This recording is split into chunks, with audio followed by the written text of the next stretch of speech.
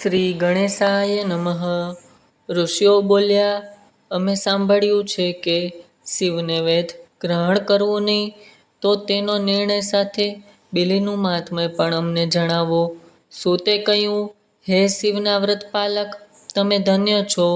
હું આદરપૂર્વક તે બધું તમને કહું છું.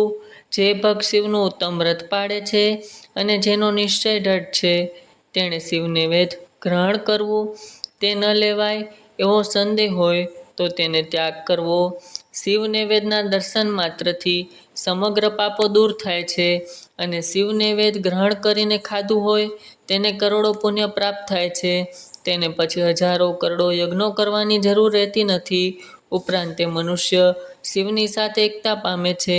માટે સન્મુખ આવેલા શિવ નૈવેદ્ય પ્રસન્ન થઈ મસ્તકથી પ્રણામ કરી શિવનું સ્મરણ કરીને ગ્રહણ કરવું.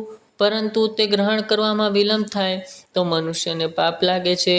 હે મુનિઓ, શાલિગ્રામ, પારદ પથ્થર, ચાંદી કે સુવર્ણના શિવલિંગની દેવોએ કે સિદ્ધો પુરુષોએ સ્થાપના પ્રતિષ્ઠા કરી હોય, સ્ફટિકનું કે રત્નનું લિંગ હોય, એ સિવાય સઘળા જ્યોતિર્લિંગમાં રહેલા ભગવાન શિવના નૈવેદ્યનું ભક્ષણ ચાંદ્રાયણ વ્રત સમાન કલ્યાણકારી અને પુણ્ય આપનારું છે. બ્રહ્મ હત્યા કરતાં પણ જો પવિત્ર થઈ શિવ નૈવેદ્ય ધારણ કરે અને શિવ નૈવેદ્ય આરોગે તો તેના સર્વ પાપો તરત નાશ પામે છે. પરંતુ જે શિવ નૈવેદ્યમાં ચણનો અધિકાર હોય ત્યાં ભાવિકોએ નૈવેદ્ય ખાવું નહીં, પણ જ્યાં તેનો અધિકાર ન હોય ત્યાં ખુશીથી ખાઈ શકાય. બાણલિંગમાં, લોઢાના લિંગમાં, સિદ્ધલિંગમાં, સ્વયંભૂલિંગમાં તેમજ શિવની સર્વ પ્રતિઓમાં ચણનો અધિકાર નથી. માટે જ્યાં ચણનો અધિકાર ન હોય તે શિવલિંગનું નૈવેદ્ય ગ્રહણ કરવામાં ખાવામાં કોઈ દોષ નથી. જે ભાવિક શિવલિંગને શાસ્ત્રોક્ત વિધિ પ્રમાણે નવડાવી તે પવિત્ર જળનું 3 વાર આચમન કરે છે, તેના 3 પ્રકારના પાપો જલ્દી નાશ પામે છે. જો કે શિવ નૈવેદ્યમાં પત્ર, પુષ્પ, ફળ અને જળ એમાંનું કાંઈ પણ લઈ શકાતું નથી, તો પણ તે શાલિગ્રામ શિલાને સ્પર્શથી રહી બને છે. હે મુનિઓ, લિંગના ઉપર જે પદાર્થ ચડાવ્યા હોય તે ગ્રહણ કરાતો નથી, પણ લિંગના સ્પર્શથી જે રહિત હોય તે અતિ પવિત્ર છે, એમ શાસ્ત્રોક્તનો નિર્ણય છે. હવે તમને બિલીનું મહાત્મ્ય કહું છું, તે એકાગ્રપણે સાંભળો. બિલી વૃક્ષ દેવોથી સ્તુતિ કરાયેલું અને તે મહાદેવ સ્વરૂપ હોય એનો મહિમા કેવી રીતે જાણી શકાય? 3 લોકમાં જેટલા પવિત્ર તીર્થો પ્રખ્યાત છે તે સર્વ બિલીના મૂળમાં વસે છે. જે પુણ્યાત્મા સદાચારી બિલીના મૂળમાં લિંગ સ્વરૂપ અવિનાશી મહાદેવની પૂજા કરે છે તે નિશ્ચય શિવપદને પામે છે. બિલી વૃક્ષના મૂળમાં જે શિવના મસ્તક પર જળનું સિંચન કરે તેને સર્વ તીર્થોમાં સ્નાન કર્યા બરાબરનું ફળ મળે છે અને તે પૃથ્વી પર પવિત્ર ગણાય છે. બિલી વૃક્ષના મૂળના ચારે તરફ કરેલા રમણીય ક્યારામાં જળ ભરપૂર જોઈ મહાદેવને ઘણો જ સંતોષ થાય છે. જે ભક્ત બિલીના વૃક્ષને ચંદન, પુષ્પ આદિથી પૂજે છે તે અવશ્ય શિવલોકને પામે છે અને તેની સંપત્તિ સંતતિ સુખરૂપે વધે છે. જે ભાવિક બિલી વૃક્ષના મૂળમાં દીપ પ્રગટાવે છે તે તત્વજ્ઞાનથી થઈ મહેશ્વરમાં એકતા પામે છે. જે બિલી વૃક્ષની ડાળને હાથમાં લઈ તેના કોણા કોણા બિલીપત્રથી શિવનું પૂજન કરે છે તેને સમગ્ર પાપથી છુટકારો થાય છે. જે ભાવિક બિલી વૃક્ષના મૂળ પાસે એક શિવ ભક્તને પ્રસન્નતાથી જમાડે છે તેને કરોડો ગણું પુણ્ય મળે છે. અને જે બિલીના ઝાડ પાસે શિવ ભક્તોને ખીર અને ઘીયુક્ત અન્ન આપે છે તેને ક્યારેય દરિદ્રપણું આવતું નથી. ઋષિઓ બોલ્યા, વ્યાસના શિષ્ય, હે મહાભાગ્યવાન સૂત, આપને નમસ્કાર હો. તમે હવે વિસ્તારથી ભસ્મનો મહિમા કહો, તેમજ રુદ્રાક્ષ અને શિવ નામનો ઉત્તમ મહિમા પણ જાણવા ઈચ્છા છે, તો તે પણ અમને પ્રીતિપૂર્વક કહો. સઘળા પાપો દૂર કરનાર 3 મનાયા છે. મુખમાં શિવમય વાણી, ગંગા જેવું પવિત્ર શિવનું નામ, યમુના જેવા પવિત્ર ભસ્મ. શિવનું નામ ગંગા જેવું પવિત્ર છે, ભસ્મ યમુના જેવી પવિત્ર છે અને રુદ્રાક્ષ એ સરસ્વતી જેવી પવિત્ર છે. આ ત્રિવેણી મનુષ્યના સઘળા પાપો દૂર કરે છે. આ 3નો મહિમા માત્ર ભગવાન શિવ જ જાણે, કેમ કે બ્રહ્માંડમાં જે કાંઈ છે તેનો મહિમા માત્ર મહેશ્વર જ જાણે છે. બ્રહ્મા, વિષ્ણુ આદિ દેવો એ 3 વસ્તુ ધારણ કરે છે તેથી તેના દર્શન માત્રથી મનુષ્યના પાપોનો ક્ષય થાય છે. ઋષિઓએ આ ત્રણેયનો વિશેષ મહિમા જાણવા ઉત્કંઠા દર્શાવી. એટલે શું તે કહ્યું, હે બુદ્ધિમંત ઋષિઓ, હું તમને નામનો મહિમામાં કહું છું, તે તમે ભક્તિપૂર્વક શ્રવણ કરો. આ નામ મહિમા એ મનુષ્યના પાપોને ક્ષય કરનાર સર્વોત્તમ સાધન છે. શિવ એ નામરૂપ દાવાગ્નિથી મહાન પાતકરૂપી પર્વત અનાયાસે ભસ્મ થઈ જાય છે, તે ખરેખર સાચું છે. હે સોનક, પાપરૂપ મૂળવાળા જે અનેકવિધ દુઃખો છે તે એકમાત્ર શિવના નામથી જ નાશ પામે છે. જે મનુષ્ય આ પૃથ્વી પર શિવ નામના જપમાં મગ્ન રહે છે તે વેદવેતા, પુણ્યાત્મા, વિદ્વાન અને ધન્ય મનાય છે. શિવના નામ જપમાં જેને વિશ્વાસ છે તેણે આચરેલા વિવિધ ધર્મો તરત જ ફળ આપે છે. હે મહારિષિ, ભગવાન શિવના નામથી જેટલા પાપો નાશ પામે છે તેટલા પાપો પૃથ્વીમાં મનુષ્ય કરી શકતા પણ નથી. જે શિવ નામરૂપી નૌકામાં બેસી સંસાર સમુદ્રને પાર કરે છે તેના જન્મ મરણરૂપ સંસારના મૂળરૂપ પાપો નિશ્ચય નાશ પામે છે.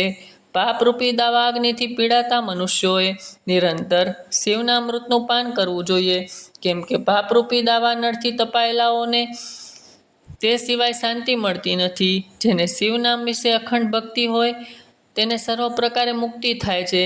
અનેક જન્મોથી ભક્તિ તપ કર્યું હોય તેને જ સર્વ પાપો અને તાપો મટાડનાર શિવનામમાં પ્રીતિ થાય છે. ભસ્મના બે પ્રકાર છે, મહાભસ્મ, સ્વલ્પ ભસ્મ. મહાભસ્મ પણ 3 પ્રકારના કહેલા છે, શ્રોત, સ્માત, લૌકિક. એવી રીતે સ્વલ્પ ભસ્મના પણ અનેક પ્રકાર કહેલા છે. શ્રોત અને સ્માત ભસ્મ માત્ર દ્વિજ પુરુષ માટે કહી છે અને બીજા સર્વ માટે લૌકિક ભસ્મ કહેલી છે. શ્રેષ્ઠ મુનિઓના મત છે કે દ્વિજોએ વૈદિક મંત્રોથી ઉચ્ચાર સાથે ભસ્મ ધારણ કરવી. હે મહામુનિ, ગાયના છાણમાંથી બનેલા છાણાને બાળ્યા હોય તેને અગ્નિથી પ્રગટ થયેલી આગને ભસ્મ કહેવાય છે અને તે ત્રિપુંડ માટેનું દ્રવ્ય છે. તે સિવાય વિદ્વાનોએ અગ્નિહોમથી ઉત્પન્ન થયેલી કે અન્ય યજ્ઞોથી ઉત્પન્ન થયેલી ભસ્મ ત્રિપુંડ કરવા માટે ઉપયોગમાં લેવી. અગ્નિરીતિ વગેરે જાપે નિષાદ 7 મંત્રોથી જળ મિશ્રિત કરેલી ભસ્મ શરીર પર લગાવી. વળી સર્વ વર્ણાશ્રમના લોકોએ મંત્રો સાથે અથવા વિના મંત્રથી લલાટમાં ભસ્મનું ત્રિપુંડ કરવું. એમ મહામુનિ જાંબાલીએ ભારપૂર્વક કહ્યું છે. મોક્ષ ઈચ્છનાર ભાવિકોએ ભસ્મનું આડું ત્રિપુંડ ભૂલે ચૂકે છોડવું નહીં, એમ શ્રુતિ કહે છે. ભગવાન શિવ અને વિષ્ણુએ પણ આડા ત્રિપુંડ કાયમ ધારણ કરેલા હોય છે. તેમજ ઉમાદેવી, લક્ષ્મી દેવી અને સરસ્વતી દેવી પણ આડા ત્રિપુંડ કાયમ ધારણ કરેલા છે. તેમજ બ્રાહ્મણ, ક્ષત્રિય, વૈશ્ય, શૂદ્ર અને અન્ય વર્ણ, શંકર એટલે જાતિભ્રષ્ટ મનુષ્યોએ પણ ત્રિપુંડ રૂપે ભસ્મ ધારણ કરી છે. જે મનુષ્ય લલાટમાં ભસ્મનું ત્રિપુંડ તથા લેપન શ્રદ્ધા ભક્તિથી કરતા નથી તેમને કોટી જન્મે પણ મુક્તિ થતી નથી. સુત બોલ્યા, હે મહાપ્રાગ શિવ સ્વરૂપ સોનક ઋષિ, હવે હું તમને રુદ્રાક્ષનો મહિમા સંભળાવું. રુદ્રાક્ષ પરમ પવિત્ર છે. વળી તે શિવને અત્યંત પ્રિય છે. તેના દર્શન, સ્પર્શ પાપ હરનાર અને એના જપ કરવાથી સઘળા પાપો હરનાર મનાય છે. હે ઋષિઓ, પહેલા ભગવાન શિવે લોકોના કલ્યાણ કરવા માટે પાર્વતી દેવીને રુદ્રાક્ષનો મહિમા કહ્યો હતો. શિવ બોલ્યા, હે શિવે મહેશ્વરી, તમારા પરના અત્યંત હેતભાવને લઈને લોકોના પર ઉપકાર કરવા માટે રુદ્રાક્ષનો મહિમા કહું છું. બહુ જ સમય પહેલાંની વાત છે. એક વખત સ્વયં પાડીને હું હજારો દેવતાય વર્ષ સુધી કષ્ટદાયક તપ કરતો રહ્યો. એક દિવસ મારું મન થાક્યું હોય તેવું મને લાગ્યું. ત્યારે હે મહેશ્વરી, લોકોનું હિત કરનાર હું સ્વતંત્ર પરમેશ્વર હોવાથી લીલાથી મેં નેત્ર ઉગાડ્યા અને તે સાથે જ નેત્રમાંથી ખર કરતા જળના 2 બિંદુ સરી પડ્યા. તે બિંદુઓમાંથી રુદ્રાક્ષવન ઉત્પન્ન થયા. ભક્તો પર અનુગ્રહ કરવાના કારણે સ્થાવર ભાવ પામેલા તે રુદ્રાક્ષ વિષ્ણુ ભક્તોએ તથા ચારે વર્ણના લોકોએ મેં આપ્યા. સઘળા પાપોને હરનાર અને શિવને અતિ પ્રિય એ ઉત્તમ રુદ્રાક્ષને વોળ દેશમાં તથા મથુરા, અયોધ્યા, લંકા, મલયાચલ, સહ્યદ્રી, કાશી તેમજ બીજા દેશોમાં પણ તેની ઉત્પત્તિ કરાવી. હે મહેશ્વરી, ભક્તોના હિત માટે હવે હું તેનું ફળ કહું છું. જે રુદ્રાક્ષ ચણોથી જેટલો સાવ નાનો હોય તે સર્વ પુરુષાર્થના ફળ આપે છે. રુદ્રાક્ષ જેમ નાનો તેમ વધારે ફળ આપે છે. જે રુદ્રાક્ષ બોરના જેટલો હોય તે સુખ સૌભાગ્યનું ફળ આપે છે, અને જે આંબળાના ફળ જેટલો મોટો હોય તે મનુષ્યના સગળા પાપો નાશ કરે છે. વિદ્વાન પુરુષોએ ચણોઠી જેટલા નાના રુદ્રાક્ષ ને ઘણો જ કલ્યાણકારી ગણ્યો છે. એક એક મોટો રુદ્રાક્ષ કરતાં એક નાનો રુદ્રાક્ષ 10 ગણું ફળ આપનાર કયો છે. લોકમાં કલ્યાણકારી ફળ આપનાર રુદ્રાક્ષની માળા સિવાય અન્ય કોઈ માળા કે વસ્તુ નથી. હે દેવી, ગોળ ચીકણા મજબૂત મોટા કાંટાવાળા ઉપસેલા નાના નાના દાણાવાળા રુદ્રાક્ષો પવિત્ર હોય, કામના ભોગ તથા મોક્ષને આપનાર છે. જે રુદ્રાક્ષ કીડાઓ જીવતુંએથી ખવાને દૂષિત થયા હોય, તૂટેલા હોય, કાંટા વિનાના હોય, તેમજ વ્રણવાળાને આકારમાં ગોળ ન હોય, તેને સુજગ્નોએ તજવા. જે રુદ્રાક્ષમાં સરળતાથી દોરો પરોવી શકાય તેઓ આપોઆપ છિદ્રવાળા હોય તે ઉત્તમ ગણાય છે. પરંતુ જે રુદ્રાક્ષમાં મનુષ્યના પ્રયત્નથી છેદ પાડ્યો હોય તે મધ્યમ છે. રુદ્રાક્ષ ધારણ કરવાથી મનુષ્યના ઘોર પાપો નાશ પામે છે. એક મુખવાળા રુદ્રાક્ષ તે સાક્ષાત શિવ સ્વરૂપ હોય, તે ભોગ તથા મોક્ષરૂપ ફળ આપે છે. તેની પૂજા કરનાર સર્વ કષ્ટો ઉપદ્રવો શાંત થઈ સર્વ કામનાઓ પૂરી થાય છે. 2 મુખવાળા રુદ્રાક્ષ દેવદેવેશ્વર કહેવાય છે, તે પણ મનવાંછિત ફળ આપનારા છે. 3 મુખવાળા રુદ્રાક્ષથી સર્વ પ્રકારની વિદ્યા પ્રાપ્ત થાય છે. જે રુદ્રાક્ષને 4 મુખ છે તે બ્રહ્મારૂપ હોય, તેના દર્શન કરવામાં આવે, તેને સ્પર્શ કરવામાં આવે તો ભાવિકને ધર્મ અર્થ કામ અને મોક્ષે 4 પુરુષાર્થ આપે છે. 5 મુખવાળા રુદ્રાક્ષ કાલિંગીન રુદ્ર સ્વરૂપ અને મહાસમર્થ હોવાથી સર્વ કાંઈ કરવામાં સમર્થ અને સર્વને મુક્તિ આપનાર છે. 6 મુખવાળા રુદ્રાક્ષ કાર્તિકે સ્વરૂપ હોય, તેને જમણા હાથે ધારણ કરવાથી મનુષ્ય બ્રહ્મ હત્યા વગેરે ઘોર પાપોથી મુક્તિ પામે છે. 7 મુખવાળા રુદ્રાક્ષ કામદેવના નામથી પ્રસિદ્ધ છે, તેને ધારણ કરનાર દરિદ્ર હોય તો પણ તેને ઐશ્વર્યની પ્રાપ્તિ થાય. 8 મુખવાળા રુદ્રાક્ષ પશુઓની મૂર્તિ ભૈરવ રૂપ છે, તેને ધારણ કરનાર પૂર્ણ આયુષ્ય અને સુખ ભોગવી મૃત્યુ બાદ શિવરૂપ થાય છે. 9 મુખવાળા રુદ્રાક્ષ ભૈરવ સ્વરૂપ કહેવાય તથા કપિલ મુનિ રૂપ પણ કહેવાય. વળી તેના અધિષ્ઠાત્રી દેવી મહેશ્વરી દુર્ગા છે, એટલે જે શિવભક્ત પોતાના ડાબા હાથમાં તેને ધારણ કરે તે મારા સમાન સર્વેશ્વર બને છે. 10 મુખવાળા રુદ્રાક્ષ વિષ્ણુરૂપ હોય, તેને ધારણ કરવાથી મનુષ્ય સર્વ કામનાઓ ફળીભૂત થાય છે. 11 મુખવાળા રુદ્રાક્ષ રુદ્ર સ્વરૂપ હોઈને ધારણ કરનાર મનુષ્ય સર્વત્ર વિજય મેળવે છે. 12 મુખવાળા રુદ્રાક્ષ કેશમાં નિત્ય ધારણ કરનાર મનુષ્ય 12 આદિત્ય સમાન પ્રકાશે છે.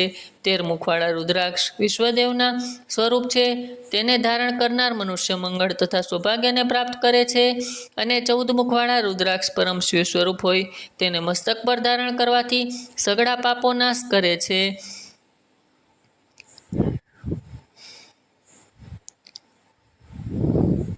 હવે હું રુદ્રાક્ષના ધારણ કરવાના મંત્ર કહું છું, તે સાંભળો. ઓમ રીમ નમઃ, ઓમ નમઃ, ઓમ ક્લીમ ઓમ નમઃ, ઓમ રીમ નમઃ, ઓમ રીમ નમઃ, ઓમ રીમ રૂમ નમઃ, ઓમ હુમ નમઃ, ઓમ હુમ નમઃ, ઓમ રીમ હુમ નમઃ, ઓમ રીમ નમઃ, ઓમ રીમ નમઃ, ઓમ શેમ રૂમ નમઃ, ઓમ રીમ નમઃ અને ઓમ નમઃ.